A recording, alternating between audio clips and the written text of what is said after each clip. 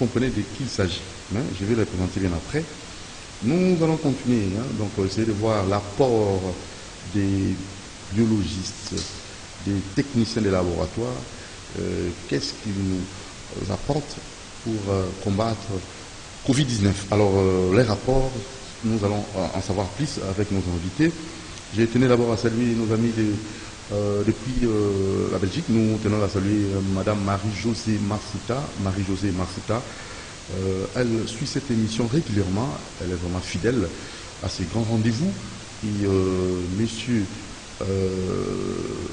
Interpol, Paulin Gobé, il est maintenant à Johannesburg. Donc Paulin Gobé, boutique Interpol, ça n'est fini. Maintenant vous aurez Gatehouse Interpol.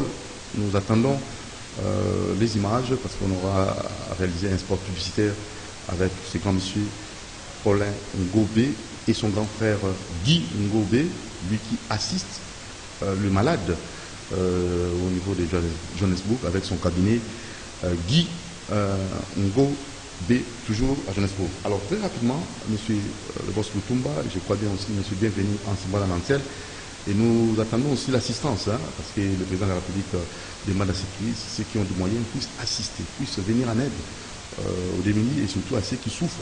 C'est très capital. Venez avec vos moyens, soutenez et aidez tous ceux qui ont des problèmes. Comme l'a bien fait Alita Chamala, comme le fera aussi Willy Moucheni, comme le fera aussi Doudou Montiri. Dans Rossalamo déjà, campagne de sensibilisation, c'est déjà mon apport aussi.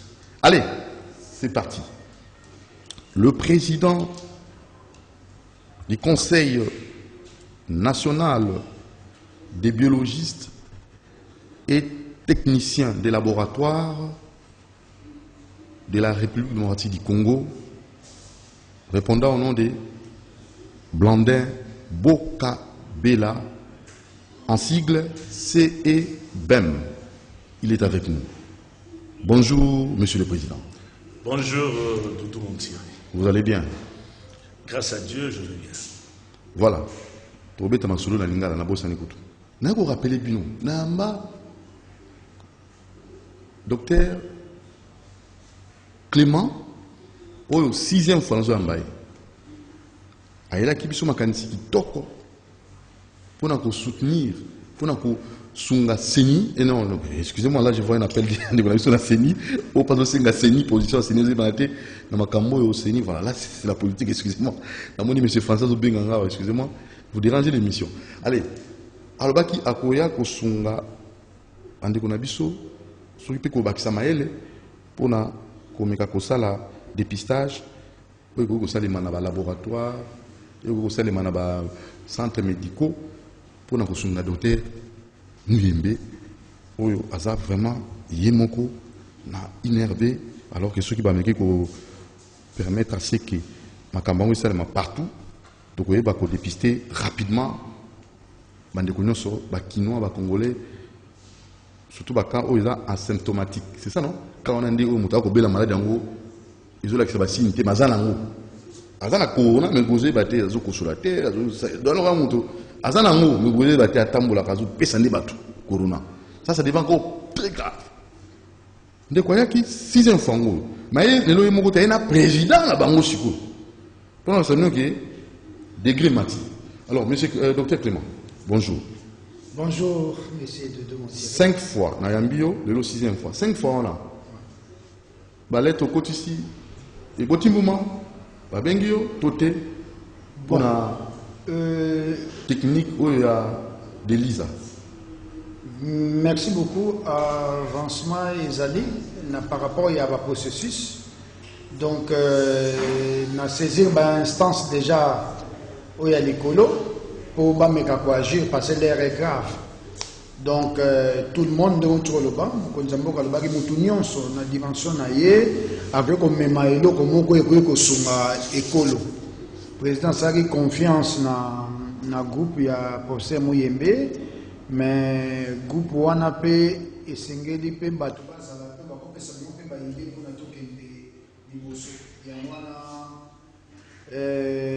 avance mes alliés, Mikanda et Koti, tout ça, c'est la réaction. Il y a Bakunti. Merci. Alors, rapidement, président.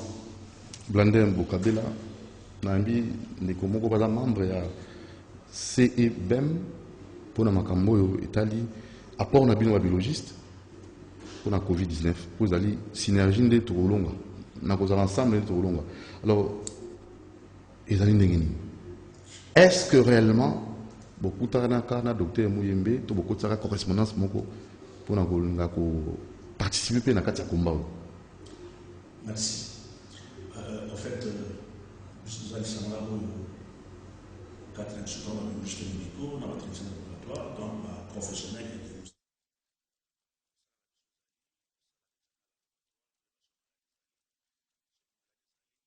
Pour ça, on a fait des traitements et ça a suivi biologique.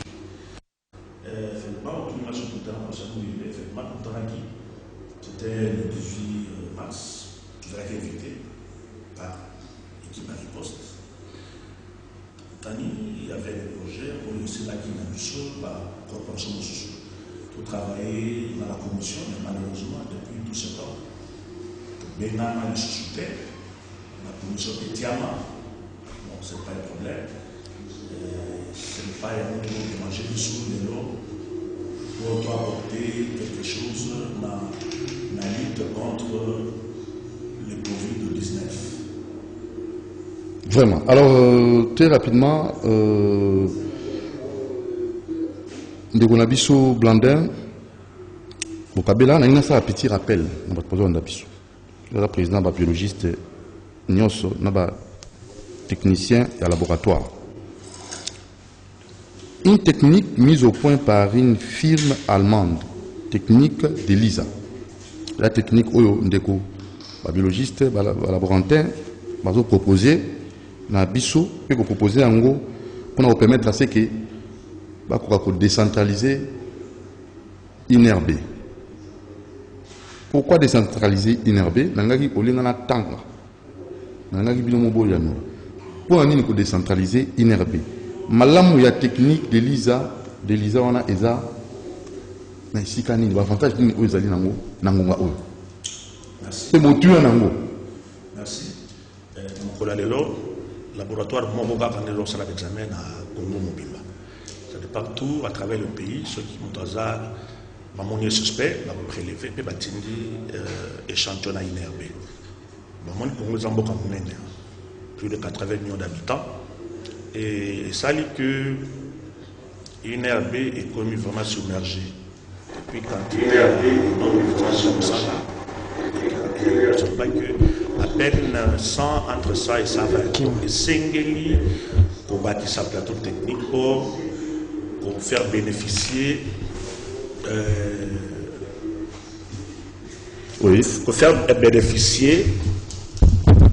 population d'un diagnostiquement précoce.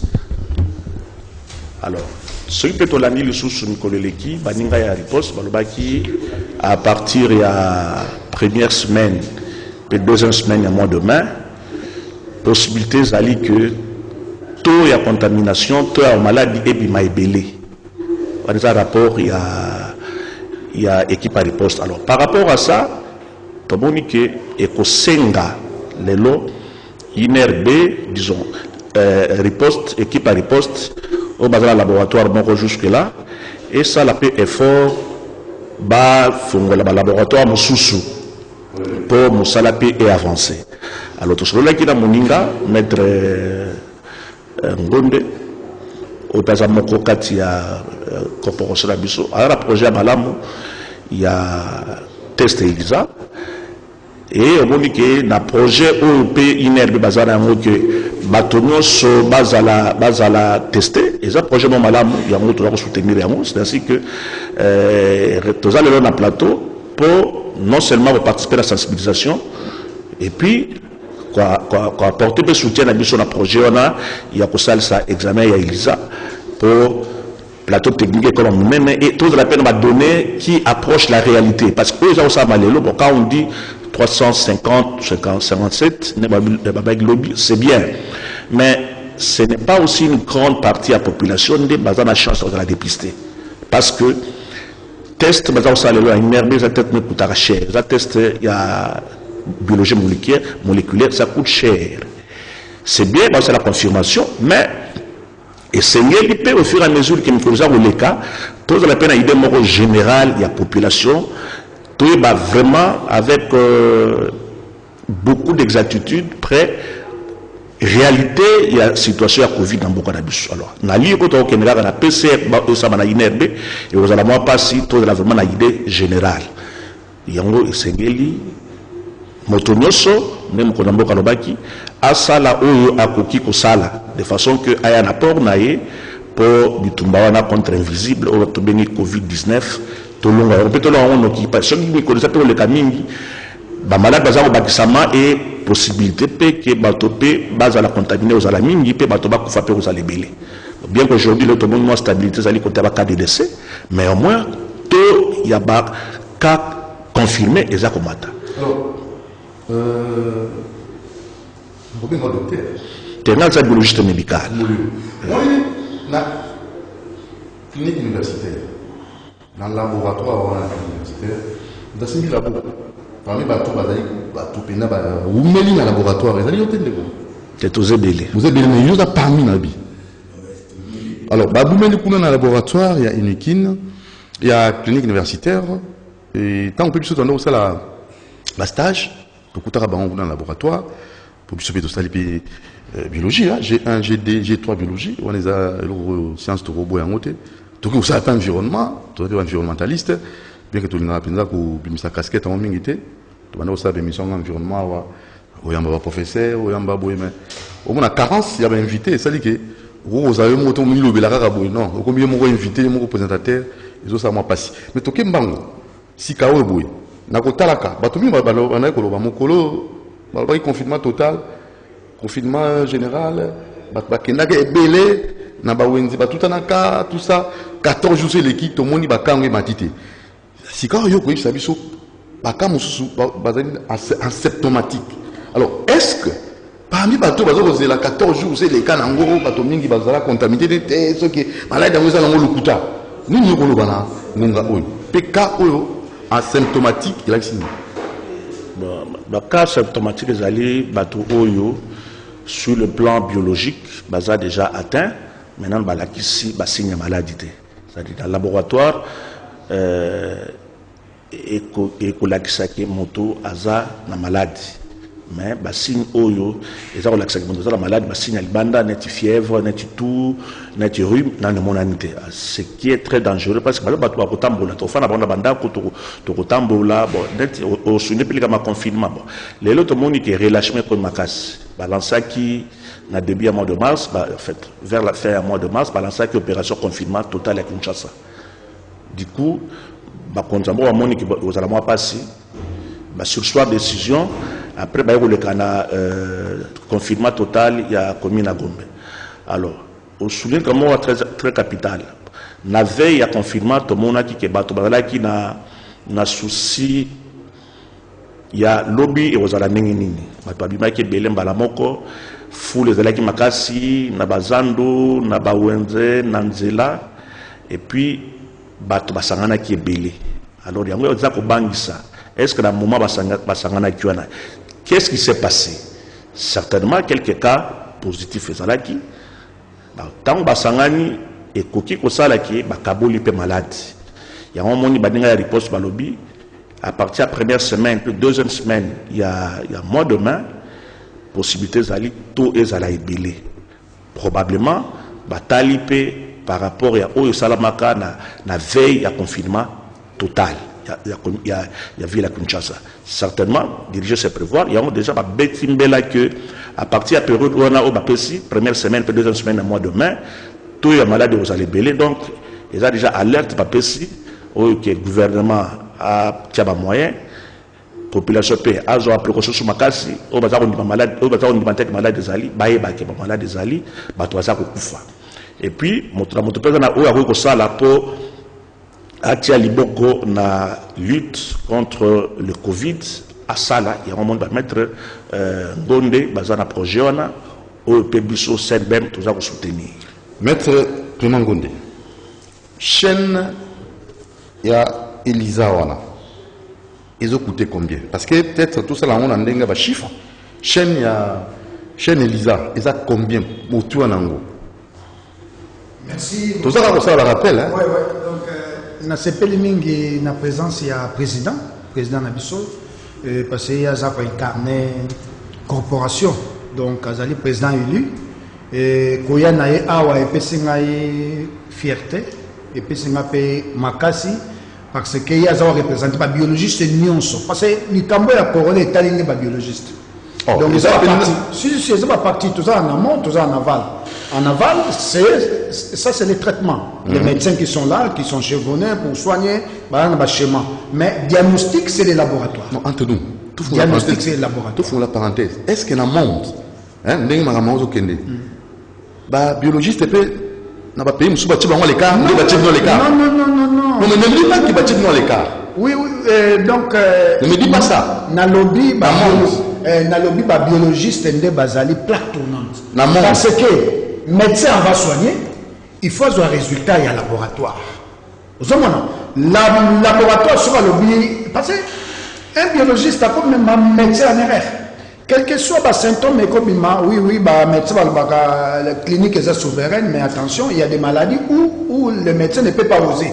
Parce que, à partir il y a un test, monsieur biologiste, a coupé sa belle et au sungamunganga, médecin, donc c'est lui qui soigne, a une dose ni un traitement à couper ça. Donc, le biologiste n'est pas une plaque tournante, parce que on ne peut pas déterminer l'infection. Si on a un cas de contamination, est-ce que le médecin va dans le salon?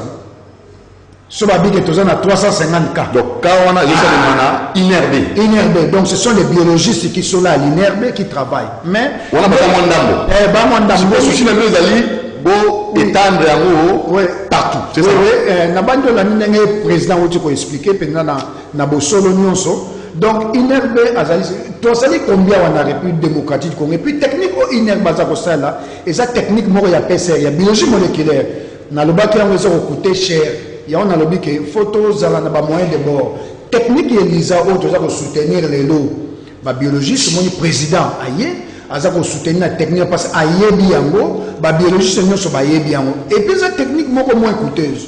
Combien? Chaîne Elisa, tu as l'éther na la verre. L'éther na la verre, ni balai, et ça peut coûter moins de $6,000. Donc, c'est-à-dire, on a pris cet exemple, à la ville de Kinshasa, tu as hôpitaux combien public il y a l'État. Tout ça, tu as une référence, même 6. Hein? Donc, on a exemple. Nous sommes une maman Yemo, Kitambo, clinique chinoise, Nini, Roi Baudouin, tout ça. Donc, tu as 6. Na kati na bango pe bazana ba laboratoire. Ce to lobby, tu es équipé. Chaîne Elisa moko. Na chaque hôpital, il y a l'État. Tout ça, dans 6 chaînes Elisa. Si on multiplie fois $6,000, ça fait $36,000. On est d'accord? Les biologistes sont déjà formés. Peut-être moi, recadrage, je ne pas y a la technique. Et puis, ceux qui sont réactifs. Test moi que coûter dans les $7. Ce totier, par exemple 50 000 tests. Tu dépisté 50 000 personnes. Tu as $350,000. Vous comprenez? Si on a calculé un chiffre, peut-être moi, motivation et biologiste, moi, le président a réquisitionné par exemple même 50 biologistes. Parce que la corporation, tout ça est bébé. Il y a beaucoup de biologistes. À peu près combien déjà, président Brandin Bokabela? Au fait, les membres enregistrés, nous sommes au-delà de 7 000. Au-delà de 7 000 biologistes? Okay. Au moins, juste la technicien de laboratoire. Ok, au moins, la biologiste n'a pas technicien de laboratoire. Donc, président, à quoi correctionner? Parce que tout ça, un état d'urgence. À quoi correctionner? À ça, me condamner, oui. À cause de même 100 biologistes. Les volontaires. Et la former oui, on peut les former, oui.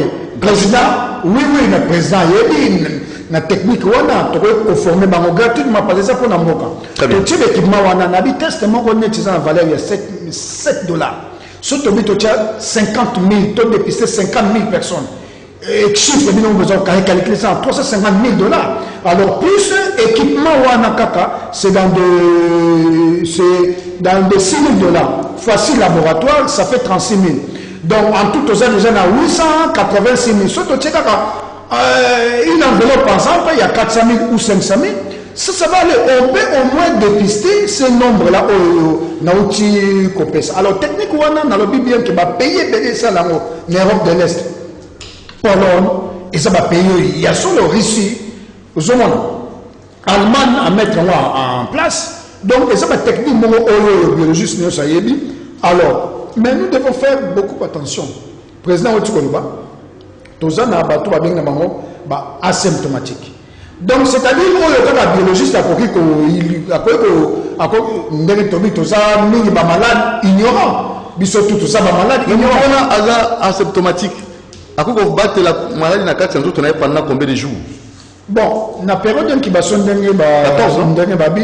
à 14 jours. Mais ça dépend. Ça dépend de l'anticorps. Ok, il y a une bête qui est là dans le bac qui est l'autopsie de salité. Ok, c'est l'autopsie.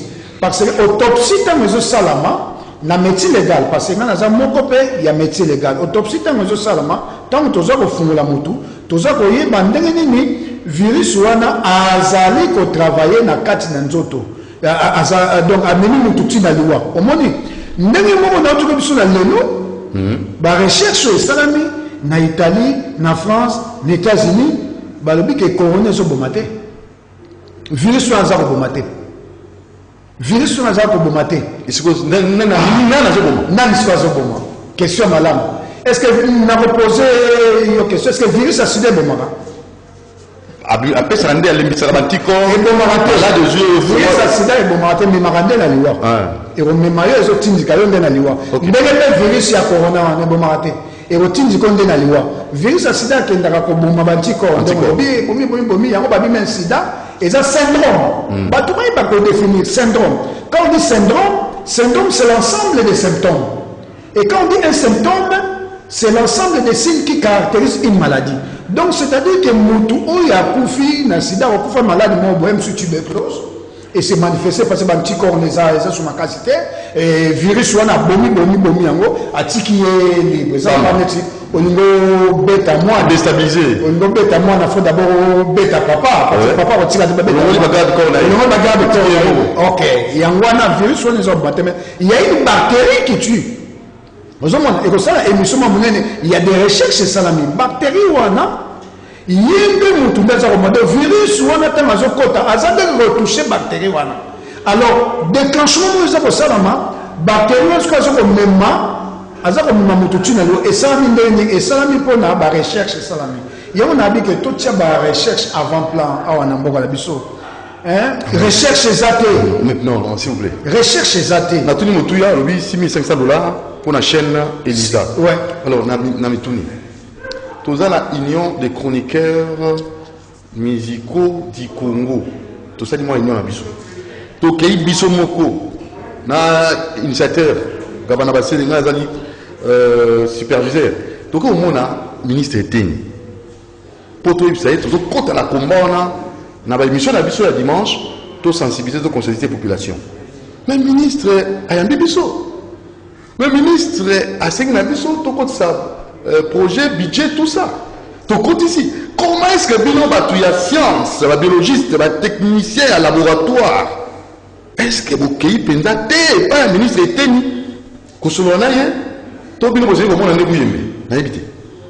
Question à président répondre vous venez. Pour tous participer pour lutter contre le Covid-19. En fait, merci pour la question. Oui. Participation à Nengebele. Oui. C'est notre participation aussi. Ok? Sensibilisation pour expliquer le projet Zali et certainement le processus de Zalandela. Oui. Sur la télévision, de quoi tu peux le bas, ils allaient projet Moko Rosenga, les Tangi Mayango pour alors que les choses sur la chaîne de Lisa. Malade aussi là. Alors la chaîne de Lisa, t'as hôpital. Malade ici, ils avaient la possibilité de faire l'examen mon chouchou. Donc c'est déjà quelque chose. À travers coronavirus, situation d'urgence, et permettre à Bissot Pelelo, tout équipé par le laboratoire à Bissot. Dans le ministre de la Santé, alors il y a commande, il projet au moins 1000 lits au Kabola, dans l'hôpital Oyo. Et là aussi la prise en charge, il y a des malades où il y a Covid. C'est un projet, il y a des projets. kala mingi te tokoluka audience tokutana na bakontinue swana tokutana mokonzi ya riposte tokutana na ministre de la santé, c'est normal parce que il faut parce que biso te tokosala biso to na projet misolo il faut ba partenaire ba monana et puis l'état pe andima que projet na biso o eza malamu ekosunga mboka donc processus ezali lelo na lobby surtout sisi nous tozako sala na molili tomona tobeta la porte esengeli tobeta ministre de santé pourquoi pas équipe à riposte pourquoi pas de façon de to kabola mayele to présenter projet to défendre pe indimama parce que nous tozako le malheur ce que indimamité et le capitaine de on est en train de finaliser les projets pour tout acquis des droits et tout échanger, tout convaincre pour les cas de façon que Mboka peut bénéficier. Mboka vous a battu, nous sommes les 5 pays que n'attendons pas si Mutramoto a même Oyo à Sénégal comme un bon Mboka qui est dans les bourses. Bon diagnostic, bon traitement, bonne guérison. Nangui, docteur Clément, vous avez une explication à l'Ikamboa. Merci Mingi. Bon diagnostic est égal à bon traitement. Bon traitement est égal à une bonne guérison. Et le binim. Maladie, ceux qui va dépister à temps, et puis dans le malam, et comme maman ganga, a ça le traitement à malam. Traitement à malam, et comme maman malade, ou yaza n'a pas si namokono, a joindé libiki. Donc, abika. Et ça, diagnostic, diagnostic biologique. Donc, nous avons là-bas biologiste. C'est-à-dire, biologiste, quand Moutou a coyé, que Moutou a zana bokoni. Parce qu'il y a tellement de classe. Mon ganga, tant pharmacie, tant personne à Kissi. Donc, c'est une synergie. Mon ganga, donc médecin, clinicien, ou à soigner, il y a tali, il y a Osunga Moutou. Yangwana, médecine, donc pas le moulin, on a dit valeur de médecine égale à l'exaté, parce que nous avons na procédé. Nous avons avocat. Oui, non, c'est que ça va toi. Nous avons procédé. Il y a une médecine légale, bataille pamba, pamone pamba, à qui n'y pas le droit. Mais ça, c'est un danger pour le pays. Oui. Pourquoi? Parce que les droits médicaux, même à Minga, encore non, attention. Ok. Attention. À l'époque, parce que ce qu'on a utilisé, ce qu'on appelle la médecine empirique. Attention, la médecine empirique, c'était quoi à l'époque? C'est le médecin qui était au centre. Azaki Toubib, c'est lui le chef, c'est lui le patron, c'est lui qui décide, c'est lui qui prend ceci. Oui, c'est vrai. Actuellement. Mais la médecine actuelle, c'est les patients, c'est le malade qui est au centre. Donc tout le monde tourne tout autour de ces malades-là pour sa guérison. C'est-à-dire, les biologistes sont là, qui vont poser, parce que chacun doit répondre à ses actes. Biologiste soit après diagnostic à Mabé, médecin a soigné Boye, malade à Koufi, n'a qu'à procès, chacun va répondre. Ce n'est pas le médecin seulement qui va répondre, chacun doit répondre à ses actes. Donc la médecine légale est le bien moins. C'est-à-dire que Mutuna mutaza na part ya responsabilité na ye ndenge ya ko sukela ko lobela yo mutuna mutu biologiste na part ya responsabilité na ye médecin na part ya responsabilité na ye pharmacien soit celui qui se move par exemple sous-dosé au lieu de 500 mg à 300 mg médecin je prends encore 300 mg il y a calculé na schéma na ye malade il faut par exemple 1 gramme par jour pendant 10 jours mais en cas où ça qui se move 12 ans na mona c'est et ko ça ne ba échec thérapeutique. Mais médecin, c'est comme vous avez dit, mais ce qui étudie ça, non. Étude on des raisons. Nous, on a personne à être mais qui s'y est, ça m'a dit, pas attaquer dans pharmacie, ou ya salikis, ou bien film salikis. On a dit médecine égalisée. Donc, tout ce qui est piste, on a un problème, et un problème vraiment national. Donc, il faut qu'on puisse réussir ensemble. Merci, ensemble. Et les biologistes, et les médecins, même les politiciens. Non, pas politicien. Toyambi, mbonzo muzalika na émission moko, albi budget na 1 million ils ont manqué pour la riposte, il faut revoir budget.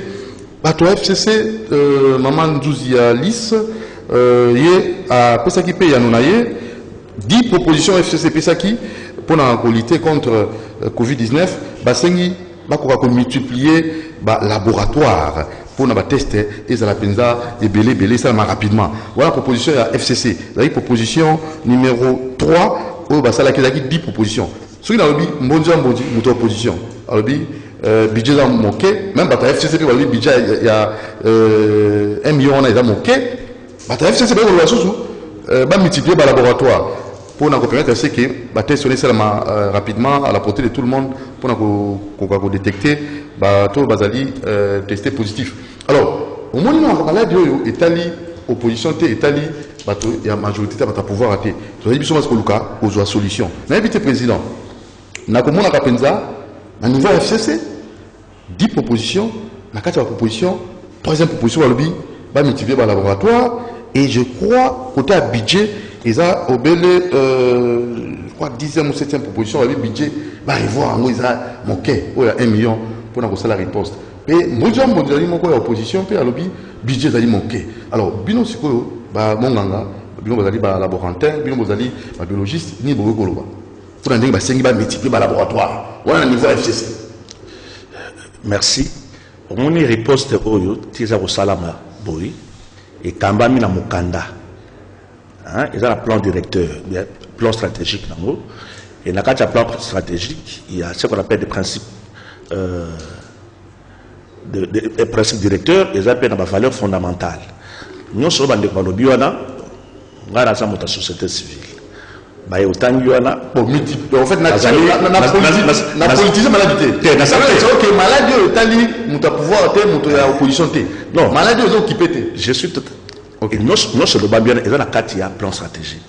Le plan stratégique, dans mon principe directeur, il faut impliquer les autorités politico-administratives, il faut impliquer la société civile. Alors, si on est politico-administrative, nous ne sommes pas politiciens. Si on est la société civile, nous sommes la corporation, tout ça la politique. Donc, c'est déjà prévu dans le plan stratégique. C'est-à-dire, au Tanguana, de MLC, de Kombonzi, de FFC, on soit dans le plan stratégique. C'est-à-dire, le plan stratégique, balongoli mototé. Mais il faut vraiment mettre ça aussi en pratique. Des balons multidisciplinaires, bâtons sur Bakota.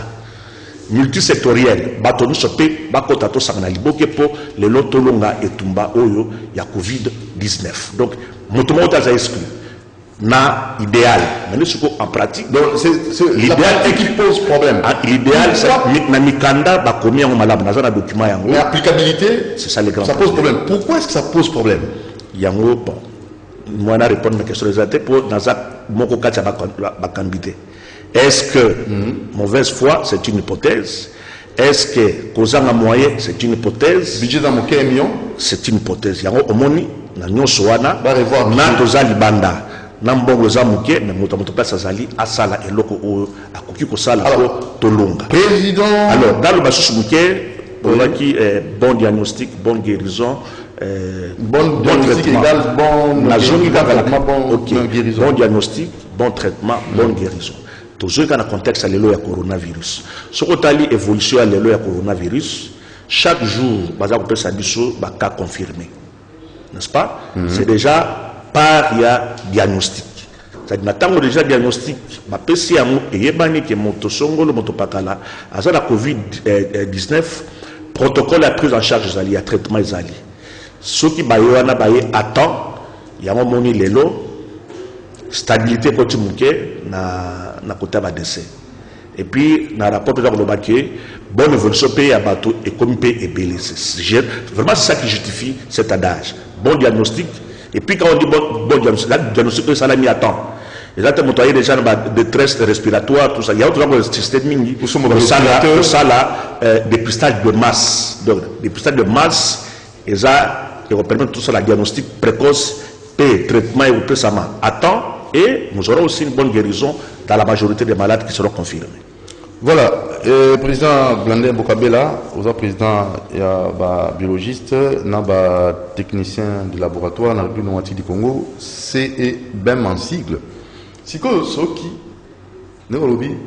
na théorie, na mikanda et komami, mais na applicabilité tout comme on a dit en pratique. Ce qui est persisté, c'est que bien on en parle à nous pour la proposition pour le diagnostic, moi ils ont la pensa générale, ils ont la pensa moins précoce, ils ont la précoce, ceux qui sont les salamités, associés binotés, beaucoup de peuple, na carte des détresse. C'est qui, hein? De journaliste. Oui. Natiki ndako na ngai. Oui. Il fallait la confinement. Na jo risque ya okomati awa et la kisi que participation na la lutte contre le Covid yango wana. Natiki bana na tongo. Papa, on va prendre du temps ensemble, na kemusala ibengi ngai. Ya biso bosala to sala ngoka oyo yango oyo. To le lutte que non pour la carte équipe à riposte té to kaina boko té. Nous les soutenons. Et notre soutien, c'est d'abord la sensibilisation tout ça au sala.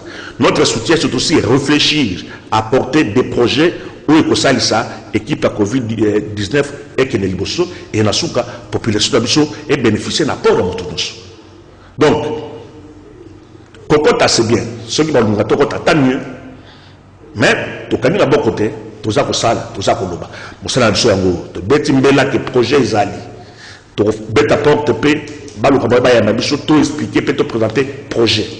Ceux qui portent au fond, tant mieux, ceux qui font amité, tu as sala, tu as l'embaté. En tout cas, la Bible, par combo, tu as tanga, parce que caisse nationale d'assistance au président a lancé appel na bato pona ko soutenir ba soutien na bango moi koki na bango moi bozui basunga l'état tout ça ba kombo balanga nzembo wako yemba tongo poko akota na TV utali chaîne ba yembi mutango utali kuna ba yembi ozape olembi ba yembi te mato je suis les têtes est-ce que les têtes azali toi ça les têtes ouais les têtes comme c'était les têtes à nous monter autour na les têtes za wapi jadi les têtes bah on sait 6500 $.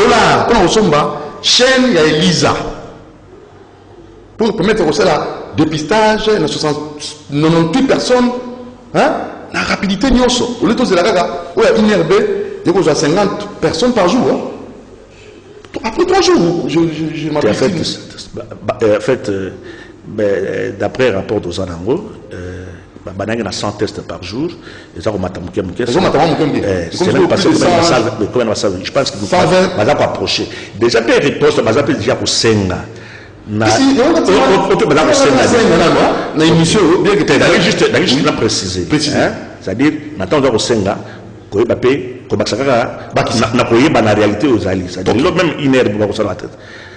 On regretter que nombre de tests par sala ezamuke bon on a besoin masengi pe et mata il y a vraiment un projet no so oyo projet yango et salami et sengi mbongo on peut soutenir mbela na yo oui voilà donc nous c'est mata il y a une mata donc nous va moto à ça Elisabeth les têtes travailler na mbongo il faut projet net ndeko a commis et ça là na papier moi rectificatif aidez-nous dans le 6500 il pour les chaînes moko pas de quoi ça projet 6500 aya pesi amotimu na TV bo la sous mais c'est voilà ça dit il faut alors budget participation de mission hein participation de mission wana réfléchir yango to ko apporter sur le plan technique sur le plan scientifique tout ça il parle ya biso mboko za bela ya l'état ya mon côté l'état to botangi wana ba ino so boy bilo ba msibo ba ngalamu to ba ba ninga bino mingi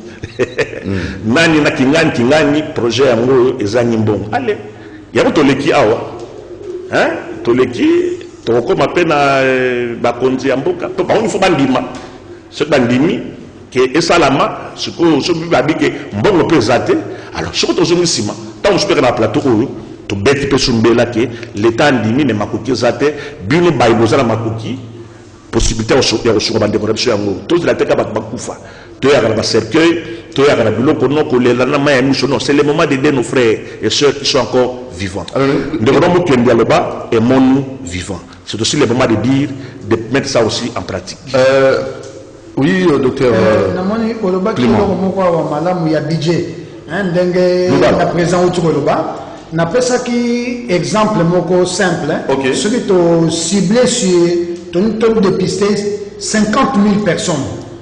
Hein? Ton dépister 50 000 personnes. Mais tout ça, par exemple, na 6 laboratoires, na ba hôpitaux publics, na biso.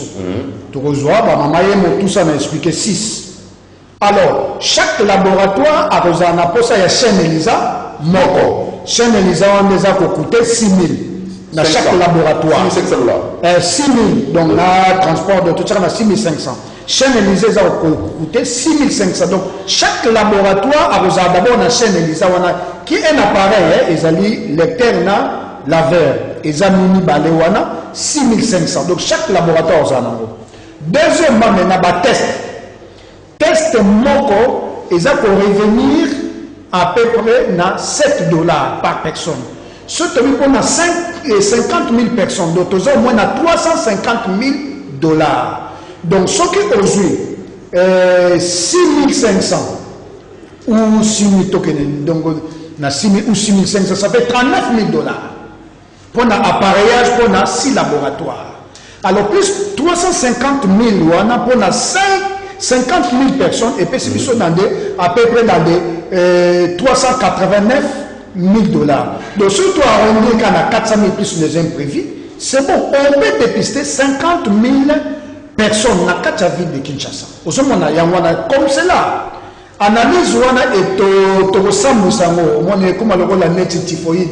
Donc au moins maman et moi sala, clinique chinoise sala, hôpital à l'état moi sala, roi sala, hôpital il y a donc hôpital il y a l'état où va faire kantaramini. Après il a confirmé. Wana ezali TTT. Technique Elisa naza kolba bien et ça va test rapide. Parce que dans mon tendance à réponse, on va commander test rapide. Test rapide encore c'est coûteux. Parce que test rapide, oui c'est vrai, c'est vite, mais c'est un peu coûteux aussi. Dans mon avis, il y a une variation. Donc, Elisa, ezali test président, ezali test, moi je peux savoir résultat avec certitude. Donc 99%. Certitude, oui. Donc, la confirmation, c'est la caméra de manière comme Badou, tu vois, comme ça, il y a un à Rosalimpe,